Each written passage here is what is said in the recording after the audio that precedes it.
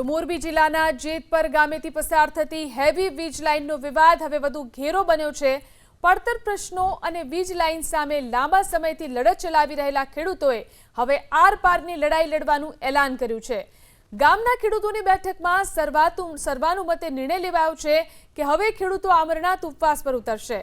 ખેડૂતોએ સ્પષ્ટ કર્યું છે કે આંદોલન સંપૂર્ણપણે બિનરાજકીય રહેશે। ઉપવાસ છાવણીમાં કોઈપણ પક્ષના રાજકીય આગેવાન કે નેતાને પ્રવેશવા દેવામાં આવશે નહીં। અગાઉ ખેડૂતોએ તંત્રને જગાડવા માટે પ્રતિક ઉપવાસ જેવા શાંતિપૂર્ણ કાર્યક્રમો આપ્યા હતા, છતાં પણ કોઈ નક્કર નિરાકરણ આવ્યું નથી। આથી રોષે ભરાયેલા ખેડૂતોએ હવે સમગ્ર મોરબી જિલ્લાના ખેડૂતોને આ લડતમાં જોડી અને આંદોલન તેજ બનાવવાનું નક્કી કર્યું છે।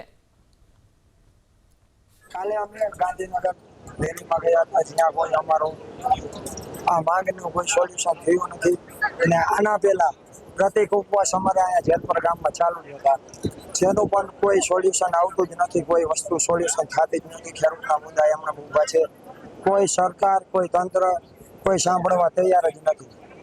તો અમે પરમ દિવસથી અમે આમરણાંત ઉપવાસ માટે બેસીએ છીએ, જેમાં અમારે રાજકીય નેતાઓને નો એન્ટ્રી રાખી છે। અમારા ગામનો આ એક જ નારો છે કે જેમાં કોઈ રાજકીય રૂપ આપવાનું નથી। આ ઓનલી ફોર ખેડૂતની છાવણી રહેશે, જેમાં ખેડૂતને જ આમંત્રણ આપવામાં આવે છે। કોઈ રાજકીય નેતાને નો એન્ટ્રી રાખી છે, જેમાં કોઈને નો એન્ટ્રી છે બધા રાજકીય નેતાને। જેના વતી હું આ બધા ખેડૂતોને આમંત્રણ આપું છું। મોરબી જિલ્લાના તમામ ખેડૂતો આવો, સાથે મળી આપણો હક આપણે માગીએ।